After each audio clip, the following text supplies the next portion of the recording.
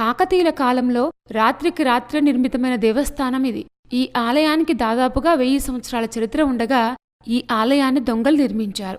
ప్రతి సంవత్సరం మార్గశిర మాసంలో ఈ ఆలయంలోని శివుణ్ణి భక్తులు ఎంతో భక్తితో పూజిస్తారు. ఈ ఆలయాన్ని సందర్శిస్తే కోరిన కోరికలు తీరతాయని భక్తుల విశ్వాసం. అయితే ఈ స్వామికి దొంగ మల్లన్న అనే పేరు రావడానికి ఒక కథ ప్రచారంలో ఉంది. కొన్నేళ్ల క్రితం పలాస పాలకులకు చెందిన కొన్ని ఆవులు చోరీకి గురయ్యాయి. ఈ విషయం రాజుకు తెలియడంతో దొరికిపోతామని భావించిన దొంగలు మల్లికార్జున స్వామి విగ్రహం వద్దకు వెళ్లి తమను కాపాడితే గుడి కట్టిస్తామని మొక్కుకున్నారట. దీంతో కోట్లోంచి తెచ్చిన ఆవుల రంగు మారిపోయాయి.